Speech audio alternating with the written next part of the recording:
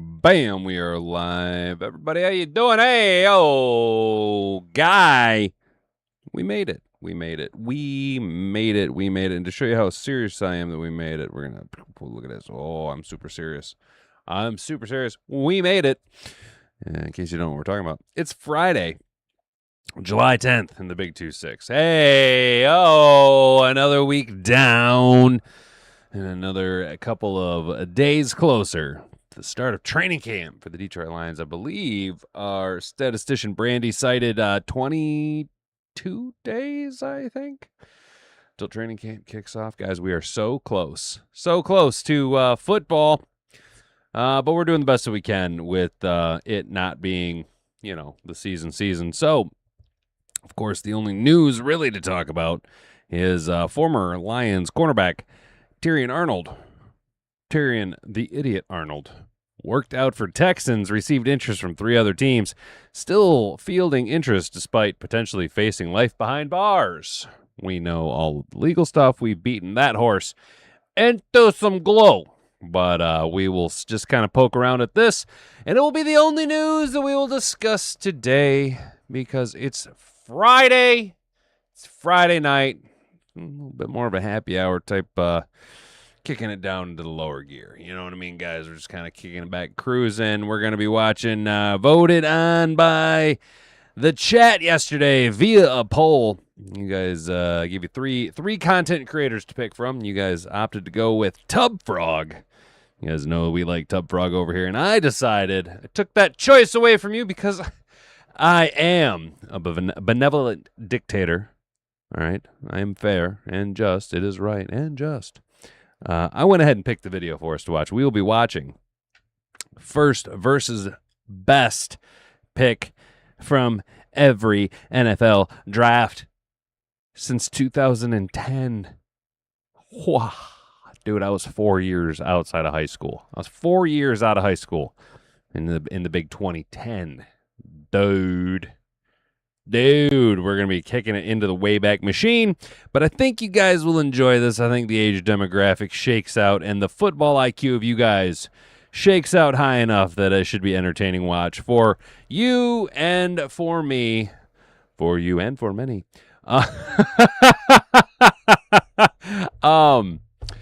What was I saying? Anyway, so I'm James with the Hat and Beard Show. You guys are here to hang out. Hit that like button. Subscribe to the channel if you're new here. It's the only way to get in and engage with the rest of Mad Hatter Nation. Now, Billy, I understand you're asking yourself, gee, James, what is Mad Hatter Nation? Well, Billy, I'm glad you asked. Mad Hatter Nation is a collection of individuals who are a bastion of sanity in an absolute sea of nonsense. They make up the chat over at YouTube, and you're gonna have to have a little bit of skin in the game if you want to hang out with these cats over here. It's gonna cost you a subscription. All you gotta do is hit that subscribe button, dude, and just to make it even easier for yourself, since you're probably new here and your algorithm doesn't really know what it's doing yet, Billy.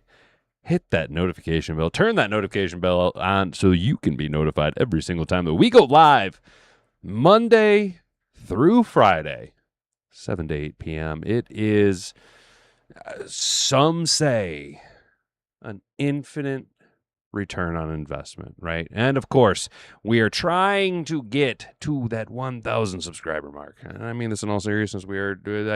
I have this weird illusion that we can maybe hit that by the start of the regular season. That is a big ask. That's a huge undertaking. When you actually look at the growth of the channel, that would be the largest jump in the shortest amount of time that my channel has ever seen, right? But to that have happen, especially during these slow times, I need you at home there, Billy. I need you to go ahead and hit that share button and share this around with every single person that you possibly know, right? If you enjoy it, they probably will too. Thank you for all of that, all of you over at YouTube, Rumble, and Kick. Guys, I'm going to hand it off to Jocko, and then we're going to run right back and get into the show. If you can say the word good, guess what? It means you're still alive. It means you're still breathing. And if you're still breathing, well, then hell, you still got some fight left in you. So get up, dust off, reload, recalibrate, re-engage, and go out on the attack.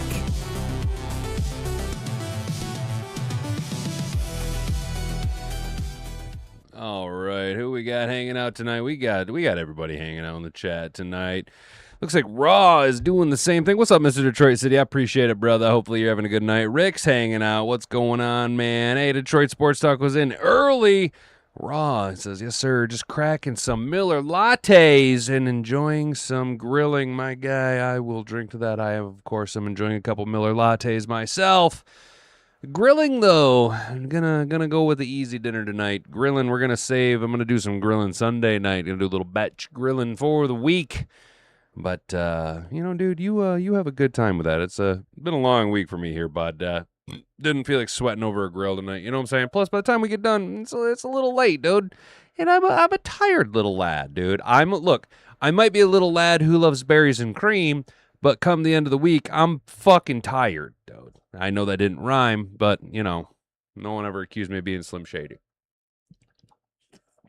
So, speaking of Slim Shady, we got Slim Dumbass over here. Former Lions cornerback Terrion Arnold worked out for the Texans. Wow, what a weird... It's almost like they might know people that are maybe played with them at one point. Received interest from 3 other teams. What do we have here? CBS Sports, Lions released former first-round pick Terrion Arnold last month. Last month, yes, that's true. After the 23-year-old was arrested on felony charges of kidnapping and armed robbery. Arnold is facing the possibility of life in prison if convicted, but still receiving interest from NFL teams.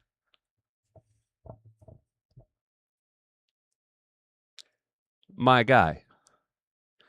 Let me ask you this, Billy. If you in your normal, just day-to-day life doing, whatever job it is that you do at home, and you had felony kidnapping and armed robbery charges pending, how likely do you think it is that employers would be calling you seeking out your skills, your talents, seeking to possibly employ you? Man, even with pending charges, pending life in prison, Chase Ballgood means that's all that matters is Chase Ballgood. While Arnold did pass through waivers unclaimed after his release, teams are monitoring his situation. During a court hearing on Friday, Arnold's agent, Nicole Lynn, revealed that 4 teams have reached out to Arnold. She also claimed there is a, quote, very good likelihood Arnold is signed in the next 45 days.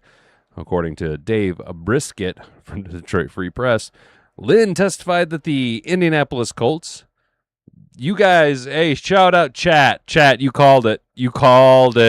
Chat called it. Hey, Mad Hatter Nation. Time after time after time, you guys prove yourself to be an absolute bastion of sanity in a sea of nonsense. Mad Hatter Nation, go ahead and give yourselves a big old round of applause and a big old pat on the back. Mad Hatter Nation, you guys called the Jets. Jets being interested in Terrion Arnold services. The Seattle Sea Chickens and the Houston Texans have expressed interest in Arnold.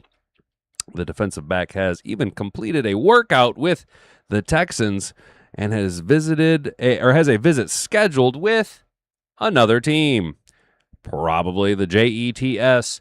We need an interception. Jets. Dude, Arnold does have the legal fight of his life ahead of him. So it's interesting that NFL teams are considering signing him right now.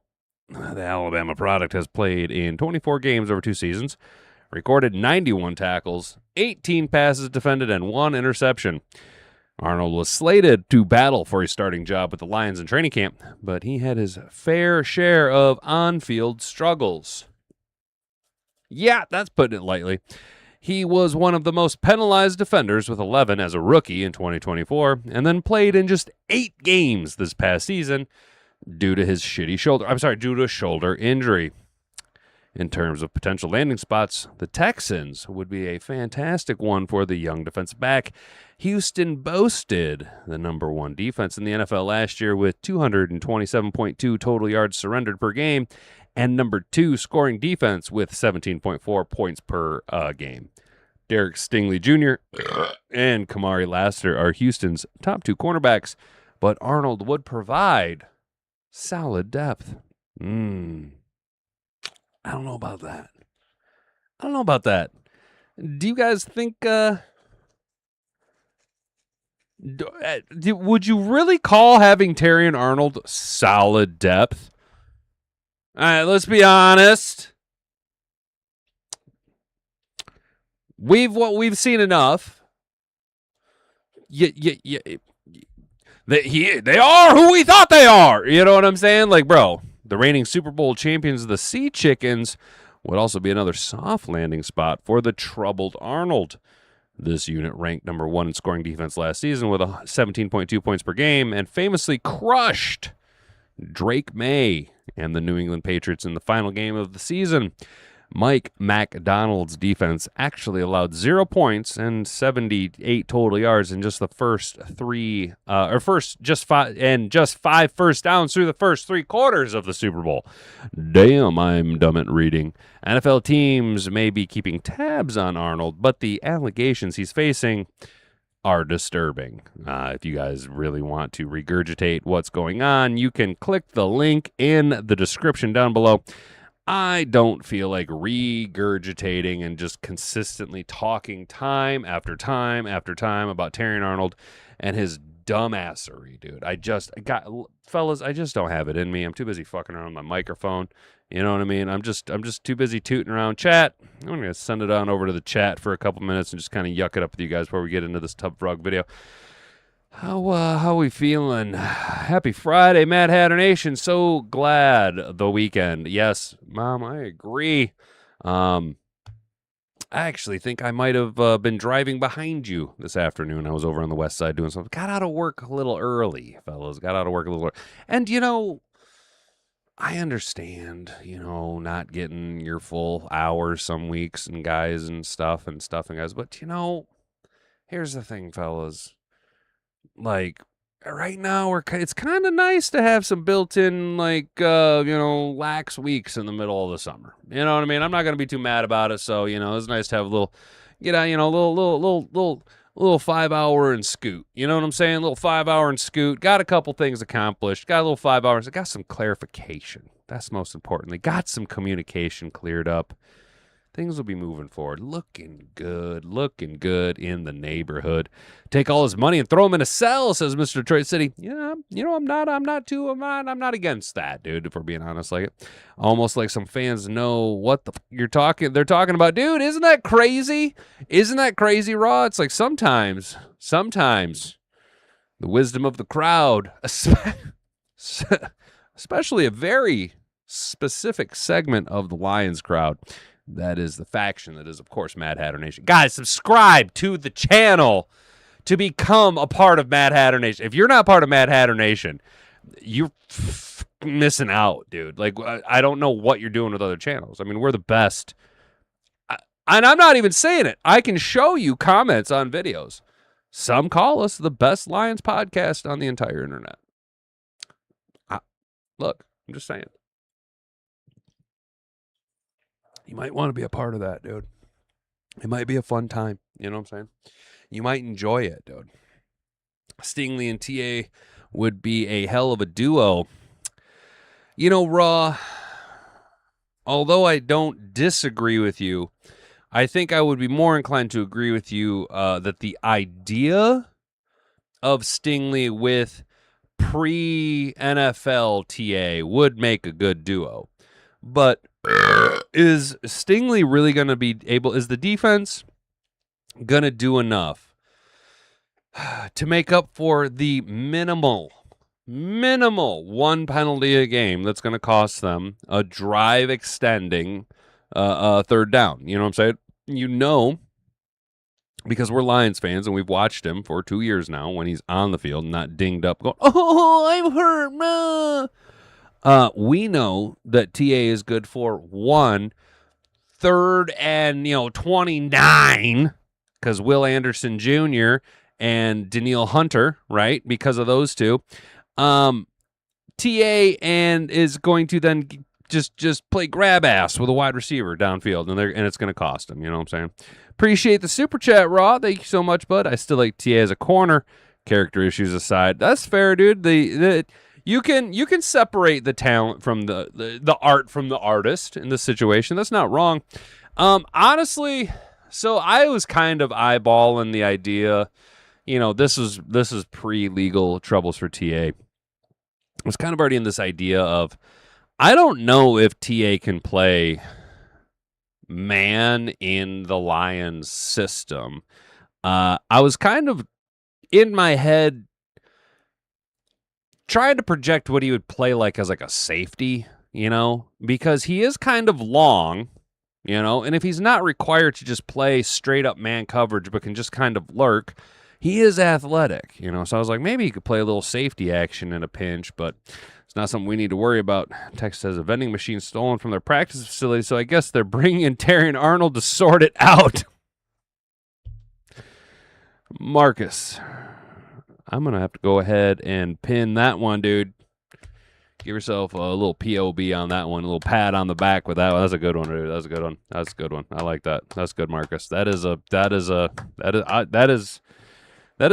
well constructed. That is a well constructed joke right there, my friend. That is a good joke. I gotta give you that, but that is a good one, dude. He's gonna be playing another type of grab ass here soon. That's why I say he's gonna be a very, very popular boy, dude, down in the pokey. Instead of him not being able to keep his hands off wide receivers, the boys aren't going to be able to keep their hands off of him. All right, fellas, let's get into the watch party. This is what we're here for. This is what we're here for. Because it's Friday night and the music's right, and we feel like watching a little bit of a watch party over here. I'm going to go with our guy TubFrog. First versus best pick from every NFL draft since 2010. If you guys haven't already, click the link in the description. Run on over to TubFrog's channel. Subscribe to the channel. He's a great content creator. The dude does really, really good work. And show him a little support. You know what I'm saying? But we're gonna go ahead and kick off the video here. A little watch party. Settle on in. Have yourself a little Miller latte. Put it on my guys. How's this? Have a round on me right now. Right? Let's do it up right now. Let's have a little round on hat, dude. A little round on hat. All right. Now that we're all fresh and rip-roaring rock and roll, let's get into it, boys and girls. Okay, so the first overall pick in the NFL draft is supposed to change your franchise with a generational talent, but not only is that so often not the case, but since 2010, the first overall pick has never been the best player in the draft. Not even once. So in this video, we're going to go over every single draft since 2010, and I'm going to show you why that's true. Starting in 2010, where the first overall pick in the draft was this guy. Sam Bradford. Sam Bradford was supposed to be a flawless prospect, and honestly, on paper, he kind of was. He had everything that you could possibly want, and was a consensus first overall pick to one of the worst teams of all time in the 2009 Rams. And his 2010 season went pretty amazing. He won the Offensive Rookie of the Year. He set the rookie completion record at the time, and he seemed like he was going to be on pace for a star or even superstar career. Because this was an era where every quarterback you wanted to draft needed to have a Peyton Manning level ceiling and skill set. And Bradford was an amazing pocket passer. He always was. That never changed throughout his career.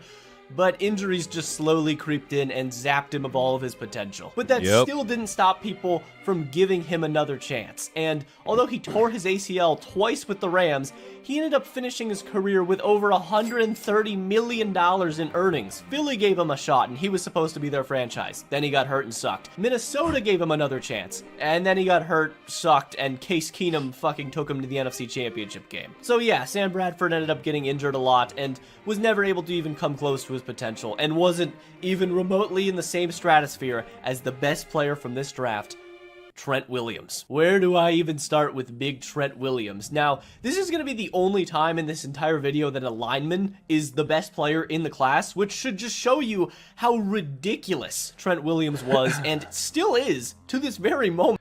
I mean, that's maybe not fair, dude. I think Penei Sewell is the best player in his draft class, but he's also the best player in the NFL. As a player. Yeah, this dude's been in the league for fucking 16 years at this point, and he's still a top 10 player in the NFL. He's an 11-time Pro Bowler, and one of, if not the greatest left tackles of all time. And it's just so rare for a player to be as consistent as he was, especially given how horrible and like scary of a start to his career he had. Because in Washington, Trent Williams almost died because of a misdiagnosed cancer treatment due to the Washington doctors just being fucking incompetent. I don't know, man. The Dan Schneider era was wild. I made a video on that pretty recently, so you can watch that if you want to learn more. But he was already great in Washington, but once he got traded to San Francisco, things just got downright stupid. He became the most important player on the 49ers offense, and I still stand on that. The way that Kyle Shanahan runs his scheme, Trent Williams is more important than Purdy, is more important than McCaffrey. He is just a one-man wrecking crew. He can do everything. He's more athletic than any tackle I've ever seen, but it is admittedly a weaker draft. But 2011 is probably the greatest of all time. And despite this stacked draft class, the first overall pick was Cam Newton to the Carolina Panthers. You're right, dude. Bradford would have been. I hate to say it, man, couldn't but stay he healthy, is not dude. the best player in this draft class. But still, Cam was ridiculous as a Panther. He is still, to this moment, probably the greatest Carolina Panther of all time. You could argue Julius Peppers, or what about Luke Kuechly, huh? Peppers, you can argue Steve Smith, but Cam Newton brought a level of just culture shift. Probably Julius Peppers, dude. Probably Julius Peppers. Dude, I don't know if Cam Newton is the best Panther of all time. I really think you got to consider Julius Peppers, Luke Kuechly. I could see maybe even Steve Smith, but you know what I'm saying, dude? Julius Peppers, he was a bad man. Worldwide that we may never see again, man. In 2015, he won the MVP. He led the Panthers all the way to the Super Bowl and revolutionized just how to... Marcus says Jake Delhomme. Daylight coming, I want a Delhomme. Let's go. Yeah, dude. Kuechly. Hey, chat, let me know. Comment down below. Do you think it's Kuechly? Let's go ahead. I'm gonna put a poll up, you guys. Play the position. Again, like I discussed with Bradford, at the time, being a standard pocket passer was considered the only way to play the game. Besides people like Michael Vick, it was a very stagnant position, but Cam Newton changed that completely. He ended up rushing for 75 total career touchdowns. Again, a number that was incomprehensible at the time. And he dominated in Carolina up until his shoulder injury versus Pittsburgh later in his career, with very little wide receiver help. So if they had just built a better team around him, maybe he would have been the best player in this draft class. But even then, I'm not sure, man, because god damn, this draft was stupid stacked. Guys like Julio Jones, Von Miller, AJ Green, Patrick Peterson. These are dudes that in like the 2015 draft class that we'll talk about in a second would easily be number one. Oops. But it's just sorry, a shame, Marcus. man, I didn't mean to fucking to me, remove your comment, dude. I was just trying to get it off the poll so I could get the poll up. I'm sorry, dude. My bad, bud. I didn't mean to remove your comment, dude. I was trying to remove it from the pin so that I could pull it up on the poll. My bad, dude. But J.J. Watt has had a peak the likes of which can only be matched by one player that we will also discuss in the 2014 draft in just a bit. But J.J. Watt finished his career as a 3-time Defensive Player of the Year, playing multiple positions on the defensive line. He is one of only 3 players ever with 3 depoys, and he almost won a fucking MVP as a defensive player. His 2014 season specifically is genuinely fucking ridiculous, and he should have won the MVP in my eyes. He was the most valuable player that season. Fucking Aaron Rodgers took that one from him. I mean, Tom was being nice that year, but Aaron Rodgers didn't give a fuck. He is a future first ballot Hall of Famer easily. He genuinely has one of the highest peaks I've ever seen. I hate to say it, but he is right. Aaron Rodgers is a Hall of Fame caliber quarterback. I hate saying it, but he is like historically good. In my life, he would be on my all-time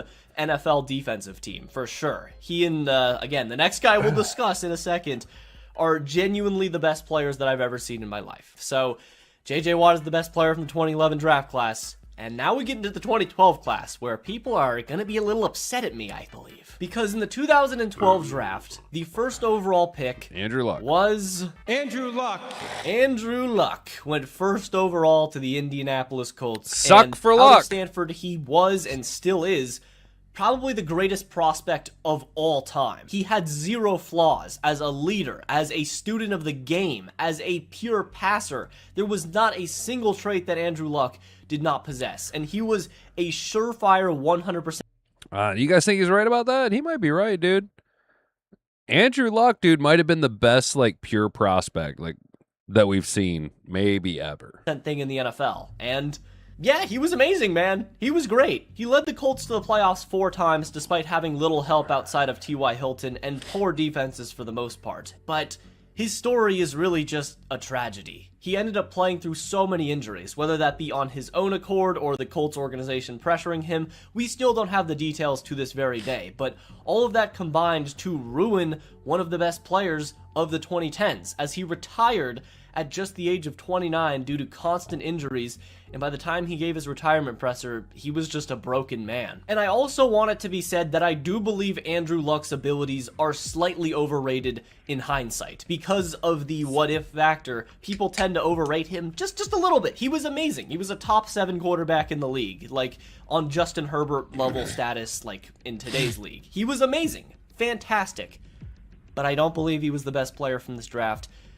And that, to me, would be Russell Wilson. This whole quarterback class was just so unfortunate, man, because you had RG3 going 2nd overall, succumbing to injuries. Andrew Luck, 1st overall, succumbed to injuries and early retirement. And Russell Wilson, the 3rd-round pick, proved to be the best of them all. What about Although Kirk he Cousins? retired recently, and people now remember him as being this shitty quarterback for the Broncos and Steelers and fucking Giants, but in his prime, man, there was no one like Russell Wilson. He was a 9-time Pro Bowler. He won 104 games in his first 10 seasons, and he still is to this moment one of the greatest draft steals ever. He threw moonballs that were perfectly placed that no one can do in the history of the game. He just had an incredible sense of always knowing where defenders were. He could weave in and out of the pocket, hit guys on the move, and just make ridiculous throws way before Patrick Mahomes was doing it, bro. And people forget that this dude dominated straight out of the gate. Marcus Again, he was says never even Andrew supposed to Luck be is the most unhandsome QB of all time. Goofy overbite. Yeah, Andrew Luck is like probably the most successful non-quarterback face-having quarterback. You know what I'm saying, bro? a starter. He was a 3rd-round fucking pick. He was a shot in the dark by the Seahawks, and he evolved into a future first-ballot Hall of Famer and is the Super Bowl champion quarterback on one of the greatest, if not the greatest football teams of all time. And he wasn't just along for the ride. He was carrying the offense. Damn, most of the time. TubFrog, 'Cause glaze again, him a throughout little his harder, career, bro. He also didn't have that much help. Yes, Doug Baldwin was pretty good, but he was nowhere near a top 5 to 7 wide receiver, even at his peak. Nowhere near guys like AJ Green and Julio Jones. Again, man, it's sad. If Andrew Luck played his whole career, anything's possible, but the way it turned out, Russell Wilson is the best player from the 2012 draft class, and now we get into one of the weakest drafts of all time. The 2013 draft is notoriously dog shit for having a horrendous 1st round overall, but there was still some picks later on in the draft that found gold, one that we will discuss in a second, but the 1st overall pick in this draft was... Yo, yeah, Marcus, I do have to admit, Wilson was premier when the 4th quarter showed up. He was an absolute winner his first 6 years. That is an absolute accurate statement, dude. Whether he was great or not, all Russ Wilson did his first 6 years was just win, baby. You know what I'm saying? And I don't like Russ Wilson. I'm not a fan of him. Never have been. He just wins, though. Well, he did. Not anymore. He sucks now.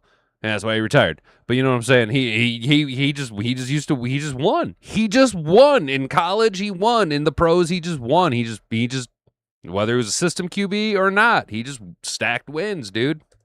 Was Eric Fisher. Yeah, Eric Fisher. Probably a guy Woo! that Central Michigan 45% of you Chippewa! maybe never heard of, but he was a solid player. He had a good career. He was a slightly above average lineman for a majority of his career with the Kansas City Chiefs. Yeah, slightly above average the is Chiefs took a accurate. lot better of a player later on. And his name is Travis Boo. Kelce, man. Taylor Swift's wife was pretty good at... fuck, not wife. God damn it. Taylor Swift's husband was pretty good at football in his prime. Because That again, was a like straight Russell slip. Wilson That's with awesome. these early 2010s guys, you kind of forget how nasty they were in their prime. And Travis Kelce in his prime was the greatest receiving tight end in NFL history. I'll still take guys like Gronk and George Kittle for their blocking ability, but Travis Kelce, if you need to pick up a first down on 3rd and 6, I would never pick any tight end ever over him. Again, the way he started his career out was very under the radar. Kansas City, before Patrick Mahomes, was one of the less desired franchises in the NFL, but eventually, once Alex Smith started balling out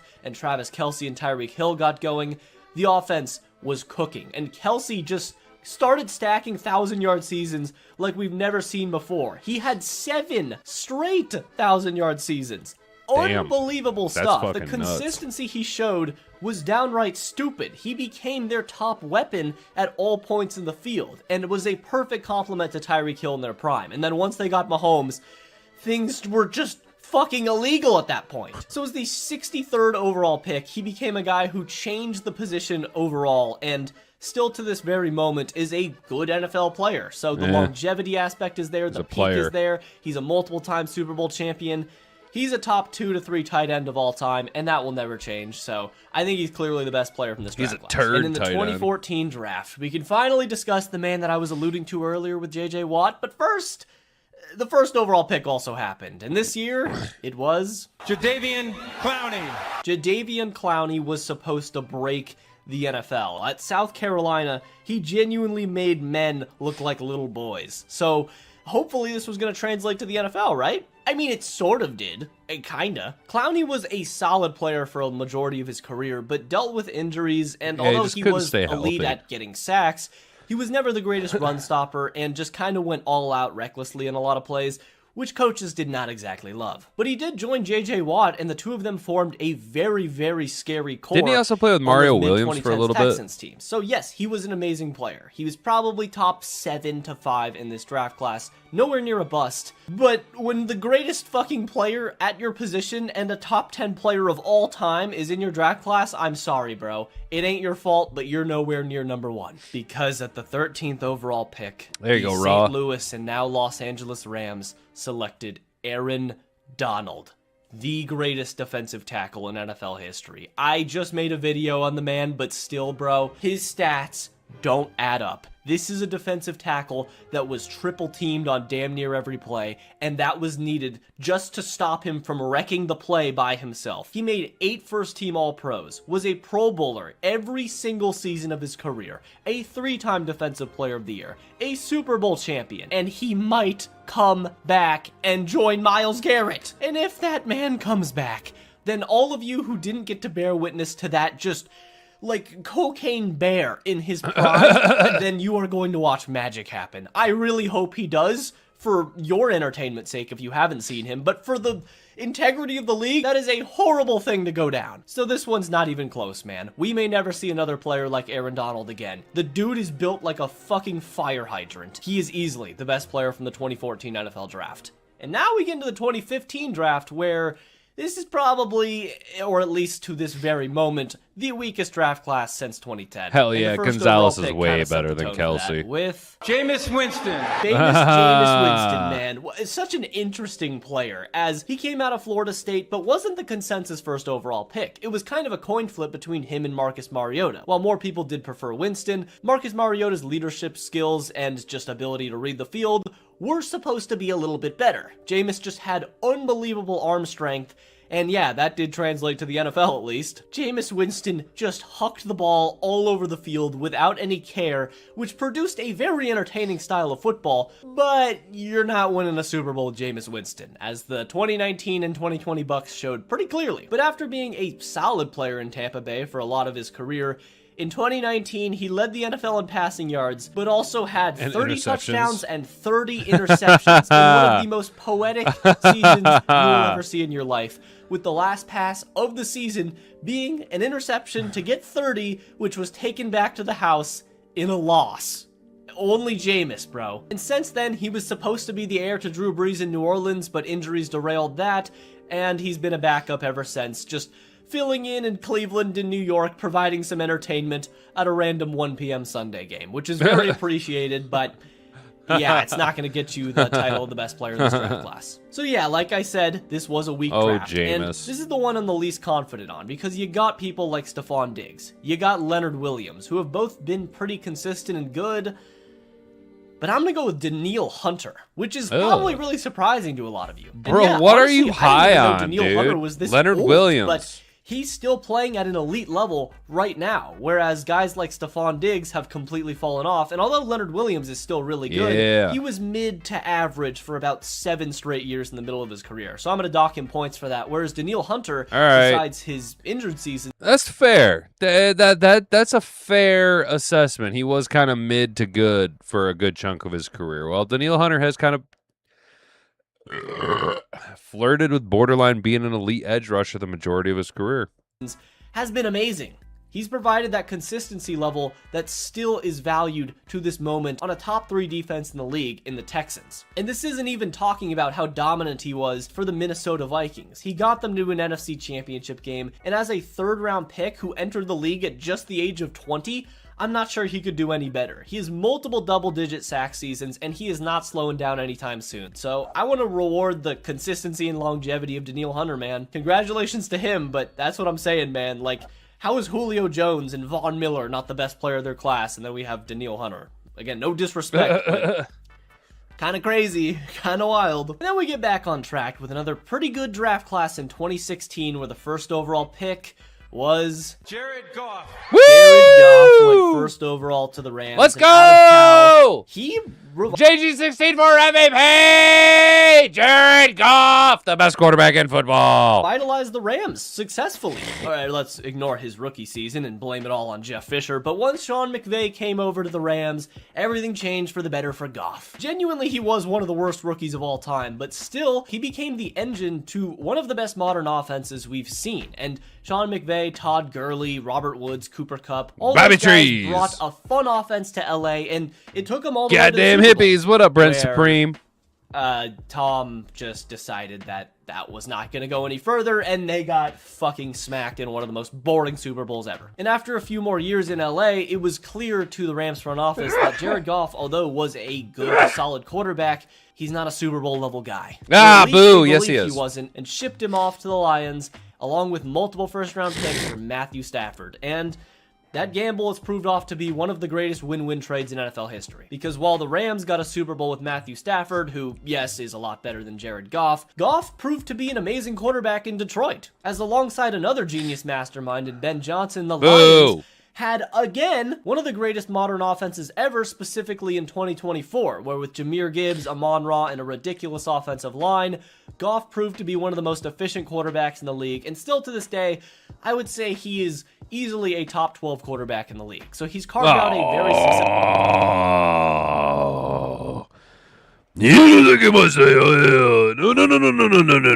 No. Jared Goff. He's the number 1 quarterback in the NFL.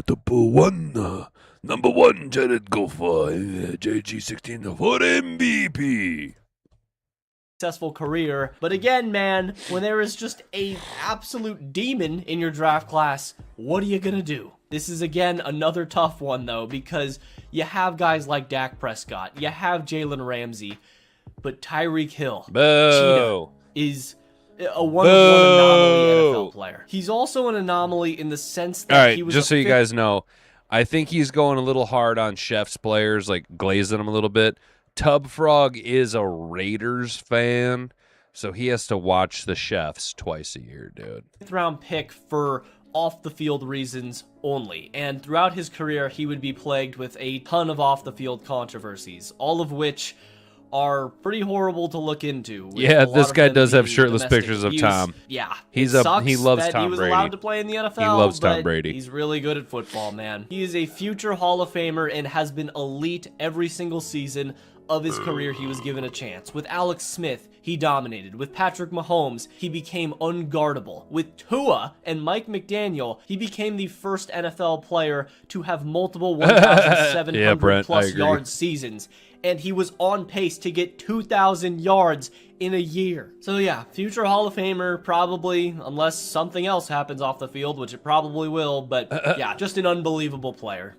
Unfortunately. And the 2017 draft is again one of the greatest that we have ever seen. And it's just so crazy, man, because again, I do stand on what I said in the intro. The best player has never been the first overall pick in any draft since 2010. But if this one isn't it, there must be some ridiculous player taken later, right? Because the first overall pick was Myles Garrett. Myles Garrett went first overall to the Cleveland Browns, and what more needs to be said else was in about this the guy draft? himself? He just won the Defensive Player of the Year and broke the fucking sack record. He's redefined like what pressure stats alone mean. He is a one-man wrecking crew and one of the most physically gifted human beings that has ever been Dude, born who is into better this than Garrett? floating space rock itself. He's a ridiculous run stopper too. You cannot run the ball to his side of the field. You can't block him one-on-one. You need to chip or help on every single play, and now he is joining a team that already has the reigning MVP, one of the best players in the world in Puka Nacua, and an amazing secondary now with Trent McDuffie, and we're all fucked if Aaron Donald comes back. But still, he is not the best player in this draft class. Who? And neither is George Kittle, a future Hall of Famer taken in round 5. And neither is Mitchell Trubisky, another Hall of Famer and reigning MVP. But the best player in this draft class is Patrick Lavon Mahomes.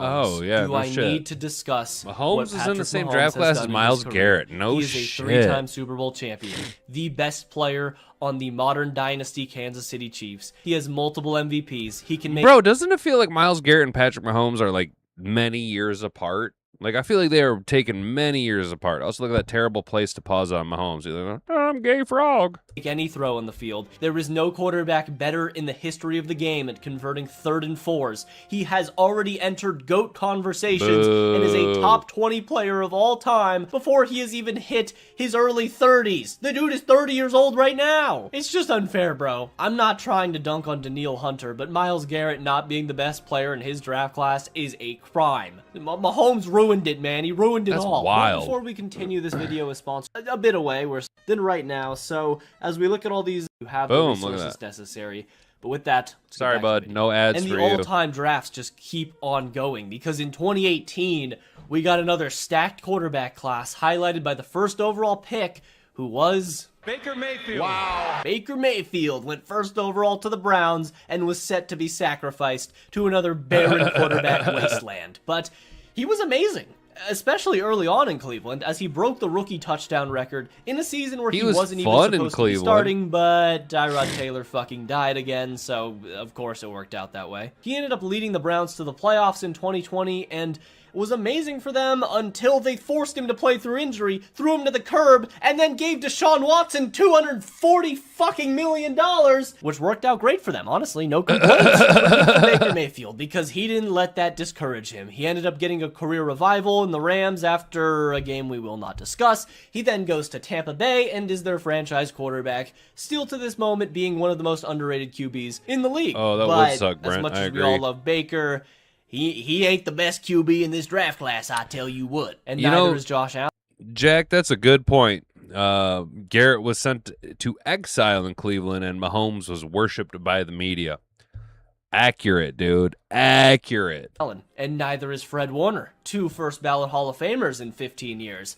But the best player in this draft class 15 years. was the last pick in the first round, Lamar Jackson. The 2-time MVP has fallen off a little bit last season with injuries, but I still believe that Lamar was just Jackson's one little bloop ass, on his dude. radar, and he will come back to being the Hall of Fame QB that we all know. If he doesn't, though, return to form and Josh Allen continues to be consistent, he Hell may yeah, overtake Cody, him, you're but for right, now, I'm dude. taking Lamar Jackson. You and are for a so player right, that had dude. as many doubts I going agree. into the draft as Lamar, it's crazy that he turned out to be the player he is, and we Actually, still Cody, take I'm gonna that for pin granted. that. That's a Again, good one. most scouts thought that he would better be served as a wide receiver than a quarterback. Art says but Jackson he not ended better up than Allen. developing This kid's skill sets high. that Yeah, he I didn't is, even dude. know I were agree. Possible. Again, his rookie season I agree, bro. showed flashes, but he still had so much to work on. His accuracy issues, his field vision was very poor. But in 2019, he had one of the greatest seasons ever, unanimously won the MVP, and led the Ravens to their best record in franchise history at the time. And then after 2 down seasons due to injuries, he casually became the most efficient quarterback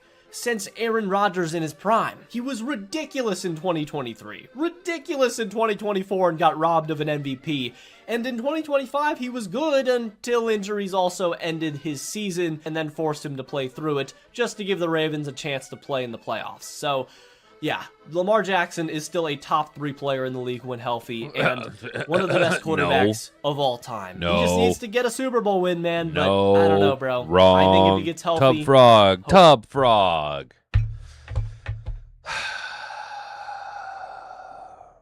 Why do you like just the low-hanging fruit, easy fucking media glazed players, bro? Come on, dude. Not great, not great, not great, not great. Hopefully he'll get there, but he is running out of time. In 2019, though, we got a little bit of a power dip, at least compared to the other draft classes, as the first overall pick was... Kyler Murray. Kyler Murray, first overall to the Arizona Cardinals. Ew. And yeah, just saying the team name should show you how this Kyler Murray was such a bad first overall pick that he gave the world COVID. All worked out. He became the first player drafted top 10 in the MLB and the NFL, as it wasn't even 100% confirmed he would be a quarterback, because he loved baseball, but ended up choosing the Cardinals, which he's probably regretting right now. He's a multiple-time Pro Bowl quarterback who did revive the Cardinals franchise after the Josh Rosen incident of 18. Josh Rosen. Yeah, his 2020 season was amazing, and in 2021, the Cardinals were one of the best teams in the NFL. I don't want what he's smoking. For about 2 months, but then they collapsed and lost to the Rams in the playoffs, and from there, it was all downhill, as Kyler would deal with injuries, a shit supporting cast, and a coaching staff. That's fair, that did Lions not Raw want him Detroit. anymore. And right now, he finds himself as the QB1 in the Vikings depth chart, and I'm rooting for him. I truly think it's going to work out. I think he's going to be amazing for the Vikings. Nope. But we're now getting into the point in the video. He's going to get pummeled by Kelvin Shepard's defense, dude.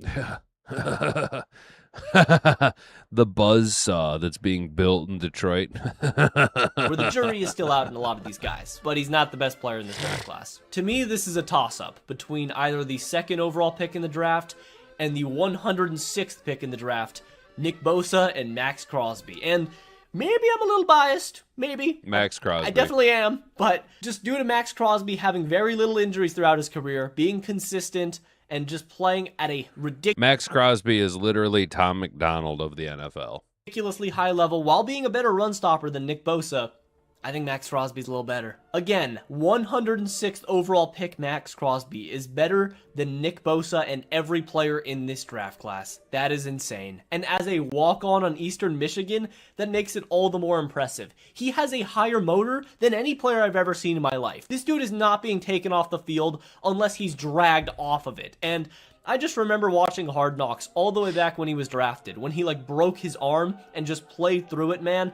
I knew we got ourselves a warrior. And it was sad when we almost traded him a few months ago. Would have been nice to get the picks, but he is a Raider through and through. Dude is tatted up from head to toe and has been one of the best players at his position at every single year of his career. He is a nightmare for offensive linemen, and he is going to give it everything he has to get a sack on every single play. So he's got my respect, and I think he's the best player in this draft class. But 2020, he would not be the best player in that class, that's for sure, because the first overall pick was Joe Burrow. Now, Joe Burrow is the pick It has out to of be all of Penny. these where I believe you can make an argument that he is the best player from this draft class because he changed everything for the Bengals. After leading the greatest college season ever, arguably, in 2019 at LSU, he led the Bengals to the Super Bowl in his first healthy season there, as although he did fall short, he and Jamar Chase have still to this day have formed arguably the best quarterback wide receiver combo in the league. They have still been I will raise you a Jared Goff and an Amon-Ra St. Brown. Ooh, maybe Amon-Ra gets this fucking one, dude. ridiculous on offense, but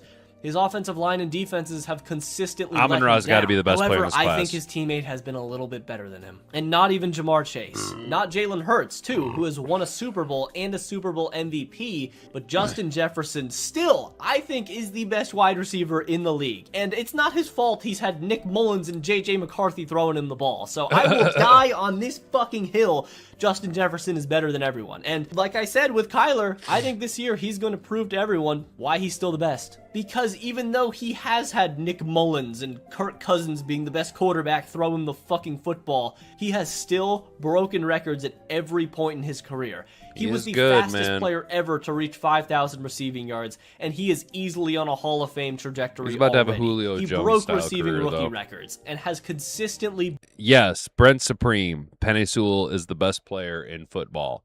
That is 100% accurate. It is truthful. There has never been more truer words spoken, dude. Been unguardable one-on-one. You throw up a football and he Oh, has shit. I didn't think about that, Art.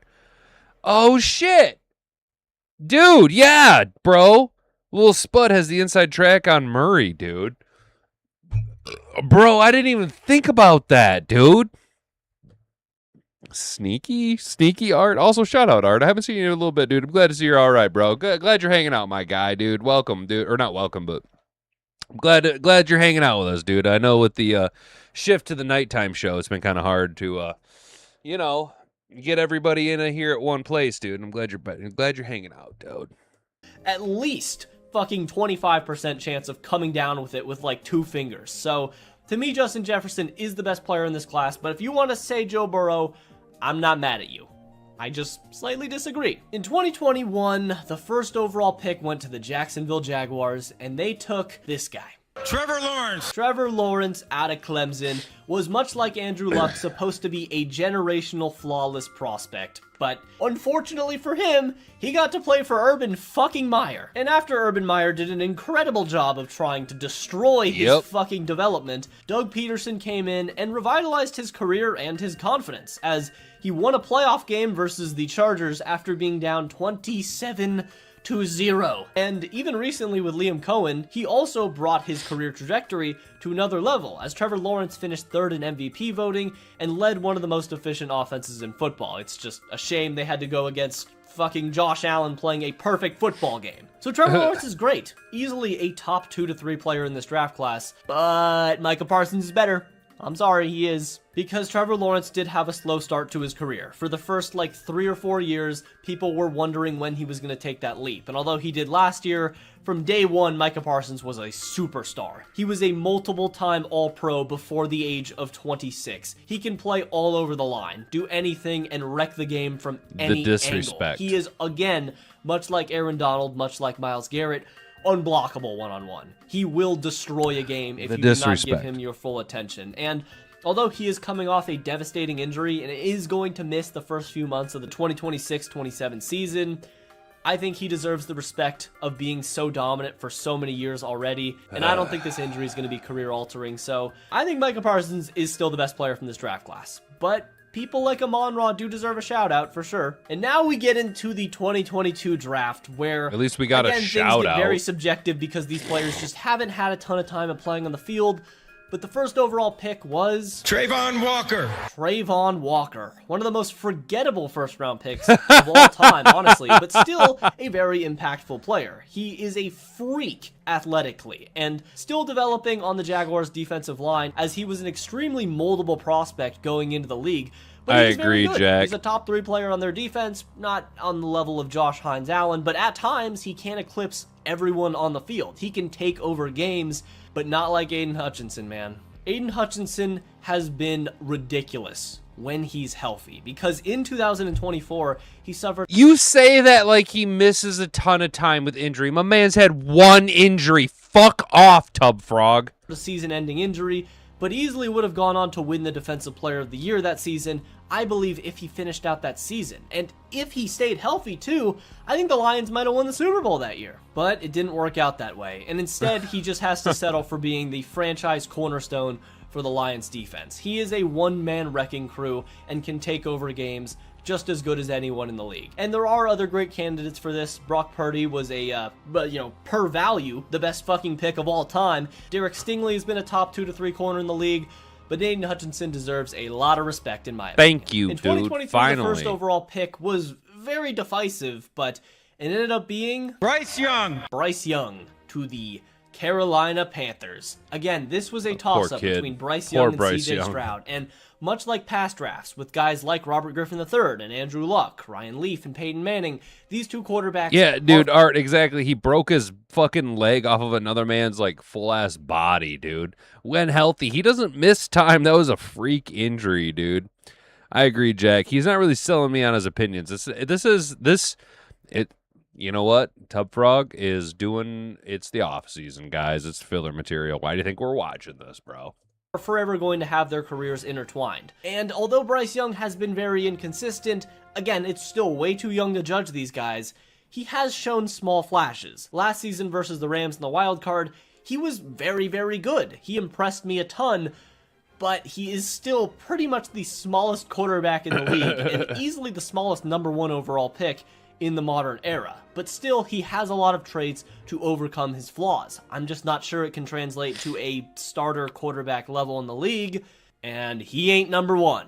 He ain't even close. Because 177th overall, the Los Angeles Rams made the steal of the draft when they took Puka Nacua. And right away, he was breaking rookie records all over the place. Receptions, receiving yards. It was ridiculous. He was getting multiple 150-plus yard games as a 5th-round rookie. And paired with Matthew Stafford and now Davante Adams, he has become one of the best, if not the best wide receiver in the league. You can make an argument for him.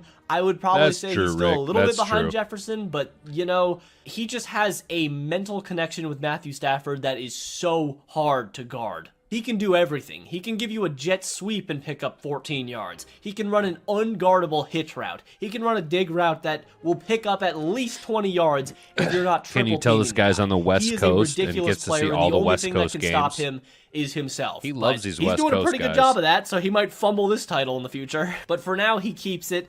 And in the this guy loves wide receivers. Yeah, he does. This is another one that's going to get pretty controversial because the first overall pick was Caleb Williams. Caleb Williams to the Chicago Bears. Boo, and this is a franchise and a team garbage, has never had a franchise quarterback of their own. Yes, Jay Cutler has been pretty good. Stafford has a pretty good track record of making quarterback or wide receivers elite. True. I won't. But this is a team that has been cursed with franchise quarterback luck. So Caleb Williams guy. seemed doomed, but in his second season and first with head coach Ben Johnson, he has proved to be a true franchise quarterback. No, and he's will not. Probably go down as the greatest quarterback in Bears history. He's And terrible. I'm saying that in just his second season. He's not He was that a Heisman winner at USC and was one of the best quarterback prospects, again, we have seen in the last 15 years. And in his first season in Chicago, it was a little rocky. I don't think Matt Eberflus could have done a worse job if he fucking tried. I really appreciated it, but yeah, Caleb's development was fucking ruined, much like Trevor Lawrence.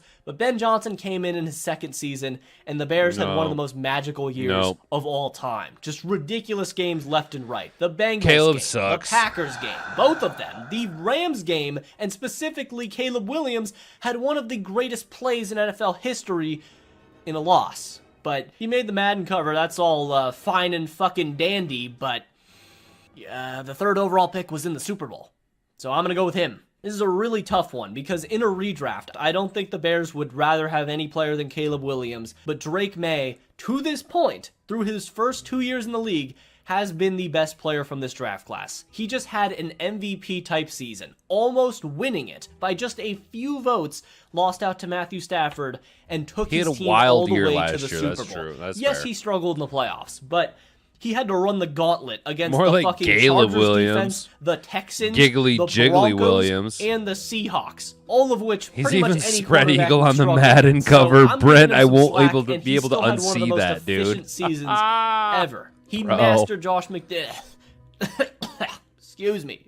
Josh McDaniels' offense in just year number one. And although he had a very easy schedule, his wide receiver one was Stephon Diggs, who was completely washed, and Keyshawn Boutte. So I think he has been the best player from this draft class so far, and although this is subject to change, he deserves his flowers. And now we get into the point where it is just completely subjective, because in 2025, the first overall pick was Cameron Ward. Cameron Ward went first to the Tennessee Titans, and you can argue he is still the best player in this draft. Again, I don't think the Titans would ever take anyone differently, but statistically, he was pretty bad. I think Cam Ward has a ridiculously high ceiling, and he's going to be a multiple-time Pro Bowler in this league, but just judging off their first season, I think I'd give it to Tetairoa McMillan. Tet won the Offensive Rookie of the Year award and is a true wide receiver one for the Panthers and will be an amazing wide receiver in the NFL for a long, long time. He is a Mike Evans type build with incredible over-the-field potential. He has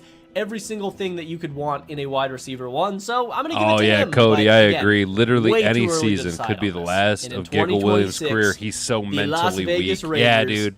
took He is. Fernando He's Mendoza he is overall. weak as And shit again, upstairs, bro. We don't know anything about this. But that's why draft him so and Ben far. Johnson love Hopefully each other, Fernando dude, because Mendoza they're both becomes the best player in this draft, weak-minded and all of our picks, the top 5, all become Raider players. But yeah, the best pick is probably going to be fucking Ephesians Prysock. What do you know about Ephesians Prysock? Our chat knows about him. You guys are hyping that dude so up, that is bro. every single first overall pick and the best player, as you can see.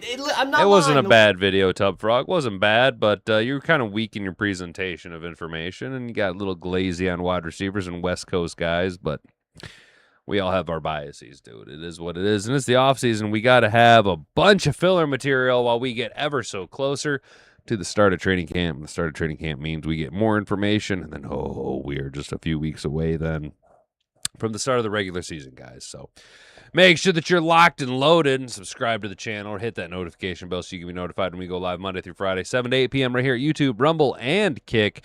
Guys, I've been James with the Hat and Beard Show. You've been an attentive audience. Have yourself a good rest of the weekend. Good start to the weekend. I don't know, man. We'll catch you guys on Monday. Bonga bonga. Frig off.